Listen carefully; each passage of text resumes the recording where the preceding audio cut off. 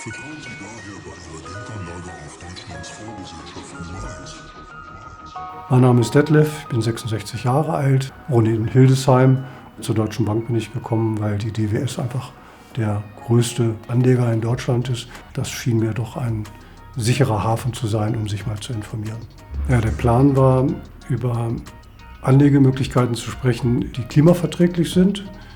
Die Terminierung ging problemlos, alles sehr schnell. Klimaverträglich kam dann eben durch meine Aussage, also alles, was wir hier tun, eben klimaverträglich. Und dann hat die Beraterin das nochmal sehr ausführlich erklärt, was ESG überhaupt darstellt. Die Beraterin hat mir dann zum Schluss dann eben einen Fonds angeboten.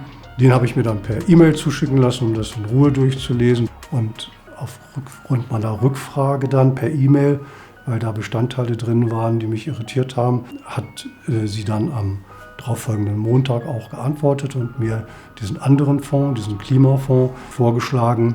Detlefs erster Fonds, den er angeboten bekommen hat, das war der Deutsche Bank Best Allocation ESG-Fonds. Das ist eigentlich wirklich ein sehr fragwürdiger Fonds. Zum einen ist es ein sogenannter Dachfonds, der mehrere Subfonds hat. Das heißt, das ist gar kein Finanzprodukt, das in einzelne Unternehmen investiert, sondern es ist ein Fonds, der wiederum in andere Fonds investiert. Wir haben uns mal die Mühe gemacht, einzelne Positionen in den Unterfonds rauszusuchen, und so ist es beispielsweise so, dass Detlef mit diesem Fonds in einen weiteren ETF investiert hätte, den MSCI Emerging Markets ESG-Fonds.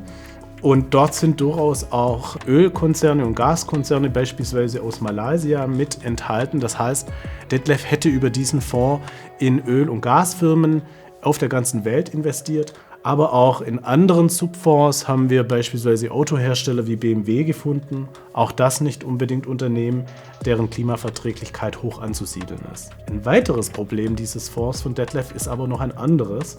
Und zwar sind die Subfonds dieses Fonds günstige ETFs. Ja, der zweite Fonds, den Detlef angeboten bekommen hat, den DWS Invest ESG Climate Tech, ist auch eigentlich ein gewisserweise fragwürdiger Fonds. Schließlich suggeriert ja Climate Tech, dass es hier wirklich um Klimaschutz geht.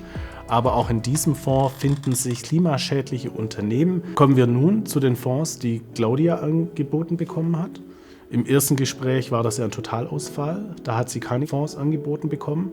Im zweiten Gespräch dafür aber 4 unterschiedliche Fonds. Genau, also die Fonds, die der Berater mir dann geraten hat, waren erstmal 3 generelle Nachhaltigkeitsfonds. Der DWS ESG Accumula LC. Also dieser Fonds hat wirklich gar nichts mit Nachhaltigkeit zu tun. So finden sich in dem Fonds wirklich große Öl- und Gaskonzerne wie etwa Total, Equinor oder Schlumberger aus USA. Und auch darüber hinaus gibt es viele Unternehmen mit anderen Kontroversen, beispielsweise hinsichtlich Menschenrechten, wie jetzt Pepsi. Das heißt, dieser Fonds ist wirklich nichts für Claudia und ihrem Wunsch nach klimaverträglicher Geldanlage. Dann hatten wir noch den DWS Invest ESG Equity Income LD. Das ist so ein klassischer, mittelmäßiger ESG-Fonds, der nach dem sogenannten Best-in-Class-Ansatz investiert. Das heißt, er pickt die angeblich besten Unternehmen, aber auch aus schlechten Sektoren heraus. Und von daher verwundert es nicht, dass dieser Fonds auch Öl- und Gaskonzerne in seinem Portfolio hat. Insgesamt machen fossile Energieunternehmen 10% des Fondsvolumens aus. Das heißt, dieser Fonds ist nicht klimaverträglich und hat eigentlich nicht viel mit Paris-Konformität zu tun. Und den DWS Invest SDG Global Equities LD. SDG steht hier für die Nachhaltigkeitsziele der UN, die der Fonds aktiv unterstützen will. Und tatsächlich ist das eigentlich auch der beste Fonds unter den schlechten, kann man sagen, weil dieser Fonds tatsächlich keine Investitionen in fossile Energieunternehmen tätigt. Nichtsdestotrotz hat er den einen oder anderen kontroversen Namen, beispielsweise ein französisches Bauunternehmen Saint-Gobain, das auch sehr energieintensiv und klimaschädlich ist, aber alles in allem doch ein Fonds, der Claudias Bedürfnissen eigentlich am nächsten kommt. Das waren also die normalen Nachhaltigkeitsfonds, und dann hatte ich da auch nochmal konkret nach Themenfonds nachgefragt, um bestimmte Themen halt mit dem Geld zu unterstützen. Und da hat er mir dann eben auf diese Nachfrage zum Thema Klima, weil ich da dann gesagt habe, Klima ist mir besonders wichtig, Klimaverträglichkeit, den DWS Invest ESG Climate Tech empfohlen. Ihr werdet euch erinnern, der Climate Tech Fonds ist entgegen seines Namens kein Fonds, der wirklich auf Klimaneutralität und 1,5 Grad Konformität hin abzielt. Also, Sie können doch nicht einen Klimafonds machen, der in Öl und Gas investiert. Ich finde es so unfair, dass große Konzerne, große Banken es den einzelnen Verbraucherinnen so schwer machen und es dann ja immer gleichzeitig auf die Verbraucherinnen abwiegeln wollen, dass sie sich kümmern müssen und dann machen sie es einem so schwer, dass es eigentlich überhaupt nicht geht. Ich kann mir nicht vorstellen, dass man mir nicht zugehört hat. Das Ergebnis steht im krassen Widerspruch zu der Qualität des geführten Gesprächs. Das finde ich echt erschreckend, mit was geworben wird und was dann wirklich dahinter steckt. Ja, ich sag mal so, ich gehe in ein Restaurant, möchte vegan speisen und man serviert mir Fisch.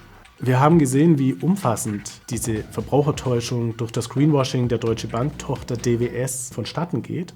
Und um euch vielleicht eine Hilfe an die Hand zu geben, wie ihr in ein Beratungsgespräch gehen könnt und sicherstellen könnt, dass kein Schmuh mit euch getrieben wird und eurem Wunsch nach mehr Klimaschutz, dann haben wir hier einen Finanzratgeber für euch, den ihr bei euch runterladen könnt.